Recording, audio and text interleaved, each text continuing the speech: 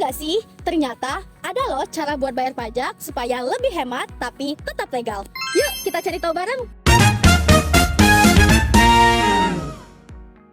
Pajak, pajak, pajak. Pasti kamu sering banget kan dengar satu kata sakti ini? Satu kata yang mungkin sangat ingin dihindari oleh banyak orang. Tetapi sekalinya dihindari, hukum pidana sudah siap banget buat nangkep kamu. Coba deh kamu scroll sosmed atau berita.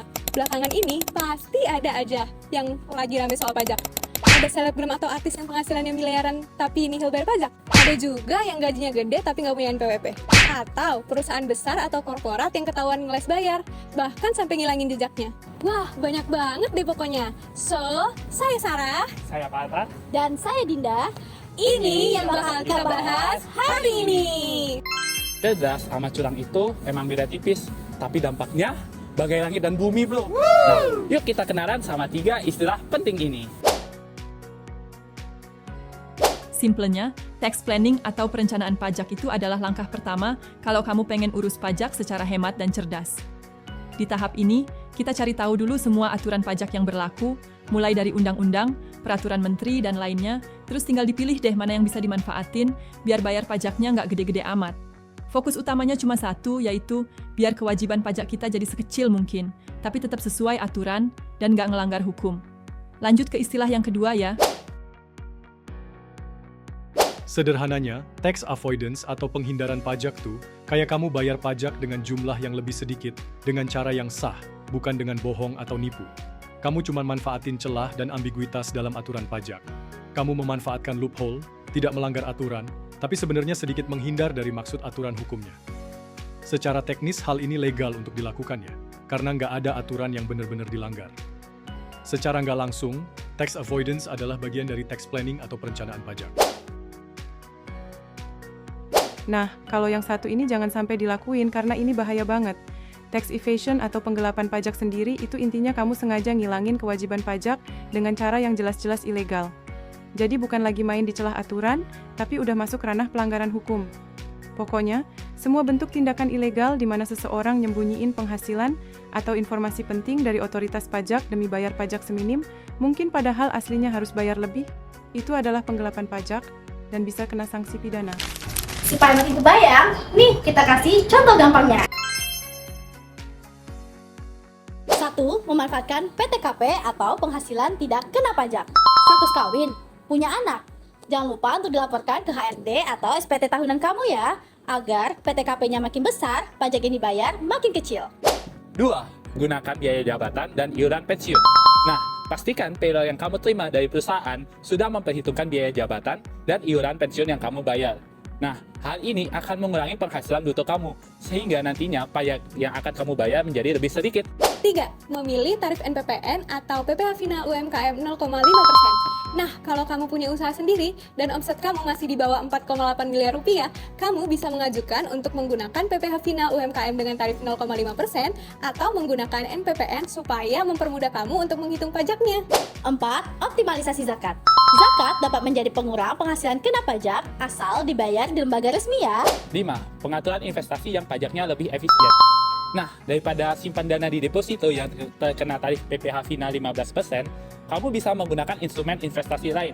Nah, contohnya itu seperti reksadana yang dapat mengurangi pajak yang harus kamu bayar. 6. Memilih bentuk usaha yang tepat, UD, CV, atau PT. Nah, kalau kamu ingin baru memulai bisnis dan modal kamu pas-pasan, UD menjadi pilihan yang tepat. Cocok buat kamu yang ingin memulai usaha dengan cepat, murah, dan gak pusing duluan dengan pajaknya. Nah, tetapi kalau kamu sudah punya partner usaha dan pengen sistem yang lebih resmi, CV menjadi opsinya. Karena CV memiliki NPWP badan, jadi kamu lebih mudah untuk mendapatkan pinjaman dari bank. Nah, di CV juga ada pembagian peran, yaitu kamu bisa menjadi sekutu aktif dan sekutu pasif. Kalau kamu mikir jangka panjang, pengen ekspansi besar-besaran, maka PT solusinya. PT merupakan badan hukum, jadi tanggung jawab pemilik itu terbatas pada modal yang dia setor, sehingga secara hukum PT lebih aman. Jadi, pilihan bentuk usaha itu ngaruh banget ke strategi pajak dan masa depan usaha kamu. 7. Optimalisasi penyusutan aset. 8. Kompensasi kerugian fiskal. Pernah rugi di tahun lalu? Manfaatkan hak kompensasi kerugian fiskal selama maksimal 5 tahun. Misal, tahun 2023 kamu rugi 500 juta. tahun 2024 kamu untung 700 juta, maka yang terkena pajak hanya 200 juta. 9. Bedakan biaya yang bisa dan tidak bisa dikurangkan. Biaya entertain harus ada daftar nominatifnya. Hati-hati, terlalu banyak biaya yang tidak ada daftar nominatifnya tidak dapat dijadikan sebagai biaya fiskal. Nah, untuk lebih lengkapnya, kamu bisa mengecek pasal 6 dan pasal 9 Undang-Undang PPH. 10. Memanfaatkan insentif pajak pemerintah. Berinvestasi di kawasan ekonomi khusus. Lakukan riset dan pengembangan. Nah, ada insentif khusus dari pemerintah loh yang bisa kamu manfaatkan seperti tax allowance atau tax holiday.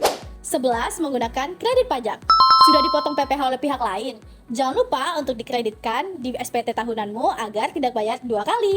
Nah, di dalam tax planning ini sudah terdapat tax avoidance ya. Intinya, selama kamu menaati aturan dan sudah terdapat substansi bisnis yang nyata, ini sah, boleh, dan dianjurkan. 1. Menyembunyikan penghasilan. Nah, misalnya kamu mempunyai 2 rekening usaha, tetapi cuma satu yang dilaporkan di SPT. Nah, satunya lagi nggak kamu laporin. Perbuatan ini merupakan perbuatan menyembunyikan penghasilan yang jelas melanggar Undang-Undang PPH. 2. Memalsukan laporan keuangan perusahaan. Nah, misalnya PT ABC mencatat biaya-biaya fiktif dalam laporan keuangannya yang dapat mengecilkan labanya. Tujuannya untuk mengecilkan pajaknya. Nah, ini bisa dipidana loh. 3. Menggunakan faktur pajak fiktif atau faktur TBTS. Mengklaim faktur pembelian palsu, padahal tidak ada pembelian sebelumnya, supaya pajak masukan menjadi lebih besar, ini adalah tindakan ilegal dan berbahaya. 4. Menyembunyikan aset. Nah, misalnya kamu mempunyai lebih dari satu aset. Misalnya 2 aset, entah di dalam negeri atau di luar negeri. Nah, asetnya ini tidak kamu laporkan. Nah, perbuatan ini jelas merupakan perbuatan melanggar hukum. 5. Tidak mendaftar sebagai wajib pajak atau PKP. Usaha sudah besar, omset miliaran, tetapi tidak mendaftar NPWP atau PKP. Nah, sengaja supaya tidak terpantau pajak. Ini bisa kena pasal pidana pajak loh. 6. Menghalangi pemeriksaan pajak. Misal, ada petugas pajak yang datang periksa, tetapi ditolak dan data tidak diberikan. Ini termasuk obstruction dalam proses hukum pajak, dan itu ilegal. 7. Tidak menyetorkan pajak yang sudah dipotong atau dipungut. Nah, misalnya perusahaan kamu sudah memotong PPh 21 dari gaji karyawan, tetapi tidak disetor ke kas negara. Nah, perbuatan tidak menyetor ini jelas melanggar hukum karena sudah bertentangan dengan Undang-Undang PPH. Kenapa sih penting banget bagi kita untuk ngertiin ini? Karena sekarang makin banyak profesi baru seperti konten kreator, freelancer, UMKM digital, dan lainnya yang mungkin belum tentu ngerti kewajiban pajaknya. Jangan sampai kamu kerja keras, dapat cuan banyak, malah kena kasus karena nggak ngerti batasan legal dan ilegal.